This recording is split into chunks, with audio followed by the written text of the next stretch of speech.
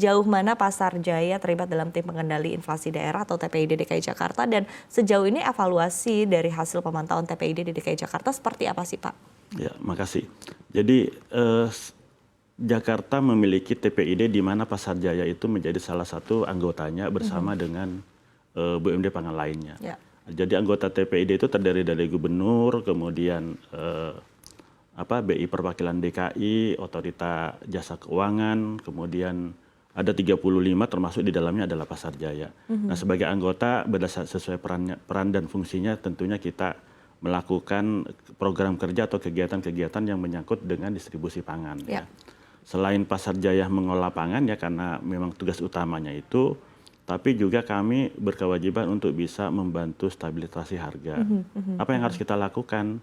Berarti kita memiliki program kerja ketahanan pangan yang kita lakukan secara mandiri. Kita memiliki Jagrosir ya di Pasar Induk Ramadjati. Kita juga memiliki Jagrosir di Pulau Seribu. Kita juga memiliki 110 gerai pangan ya. Kemudian kita juga melakukan program-program kegiatan B2B dengan daerah-daerah yang menjadi bagian dari kegiatan TPID. Bahkan kalau yang namanya pasar, di atas pasar pun kita juga ada beberapa pasar yang kita tanami greenhouse gitu ya. Ada greenhouse kemudian kita menanam cabai di atasnya gitu.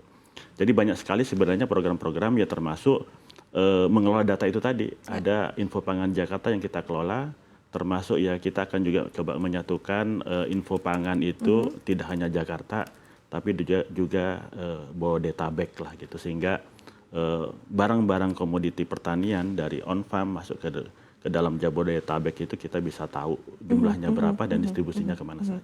Komoditas-komoditas yang cukup krusial begitu menjadi pantauan utama oleh tim TPID sendiri khusus untuk wilayah DKI Jakarta apa saja Pak? Iya, jadi setiap minggu sebenarnya kita diskusi atau rapat dengan Kemendagri ya, TPID nasional, komoditi-komoditi apa yang ada yang menjadi fokus kita gitu.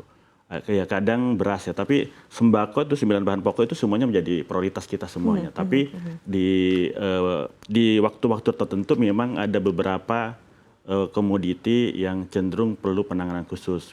Misalkan beberapa waktu yang lalu beras. Kemudian hari ini mungkin beberapa ke depan ini karena menjelang puasa adalah daging ayam misalkan.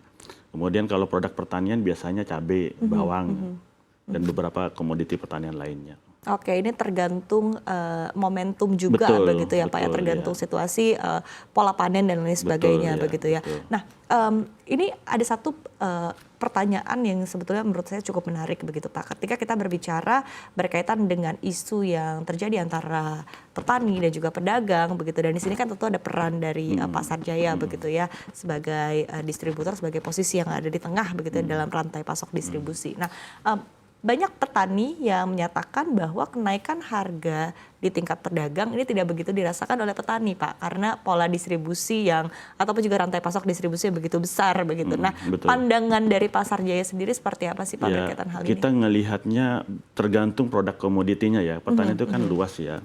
Kalau yang namanya agriculture berarti kan hortikultura, tomat, bawang kita memiliki peran karena kita memiliki pasar induk. Bagaimana produk pasar induk itu yang misalkan harganya X rupiah, di pasar turunan itu relatif tidak berjauh lah, banyak lah gitu.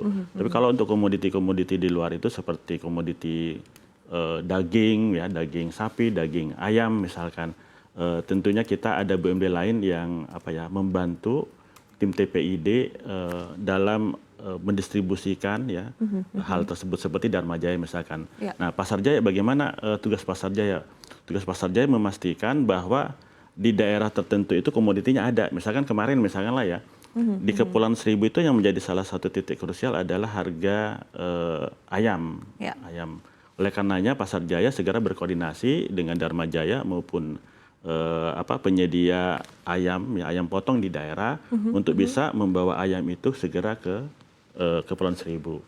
Hari ini kita ada satu kapal ke sana untuk memastikan bahwa ketersediaan di Kepulauan Seribu itu cukup ya, baik kebutuhan ayamnya maupun produk komoditi lainnya. Oke, Gitu. baik. Tapi sepanjang ini begitu dalam beberapa waktu terakhir, mungkin kita katakan mungkin dalam 5 tahun terakhir begitu ya, Pak Sumanto. Apakah Anda melihat sudah mulai ada perbaikan dalam sistem rantai pasok begitu? Saya kira ya udah banyak dilakukan lah ya, terutama kan kita memiliki Departemen Pertanian, ada Bappenas, ada Bank Indonesia, ada masing-masing daerah.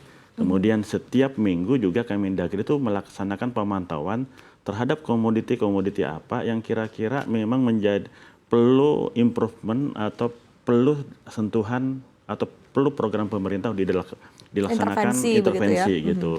Nah, setiap hari Senin kita selalu was-was ya, karena data itu kan berdasar, selain kita pantau secara rutin melalui Informasi Pangan Jakarta, pemerintah pusat juga melaksanakan pemantauan gitu terhadap komoditi apa. Oleh karenanya begitu ada kejadian atau ada harga yang dikira intinya naiknya terlalu berlebihan, maka pemerintah harus segera turun tangan. Nah, alat bantu di pemerintah Provinsi DKI Jakarta untuk pangan itu ada 3. Ya, selain memang dinas ya, Pemprov Jakarta itu memiliki Pasar Jaya, Dharma Jaya, dan Food Station. Gitu. Tapi berdasarkan hasil pantauan begitu Pak, seberapa persen sih sebetulnya hasil pantauan ketika harga naik begitu, ini sebagian besar memang didorong dari misalnya hasil panen yang gagal panen atau lain sebagainya begitu ya. Artinya memang dari sisi produksi yang kurang begitu. Atau berapa persen ya mungkin dari sisi rantai pasoknya terlalu dinilai masih cukup panjang begitu Pak. Jakarta ini kan boleh dibilang ya 98% lebih kan tergantung dari luar ya. Kalaupun dipenuhi ya dari apakah impor atau dari daerah lain. Khusus Jakarta ya harus banyak kita, Kulunuwun harus banyak kerjasama dengan pemerintah daerah, dengan para pemasok-pemasok di daerah. Selama kita banyak kerjasama dengan mereka, maka otomatis lancar distribusinya, ketersediaan pangannya juga ada selalu gitu. Maka relatif kalau kita bandingkan dengan daerah-daerah lain, Jakarta itu relatif lebih stabil sebenarnya ya, karena sekalipun kekuatan pasarnya besar, tapi juga suplai dari produsen itu juga relatif lancar lah gitu, sehingga itu tercermin dengan terkendalinya inflasi daerah. Gitu.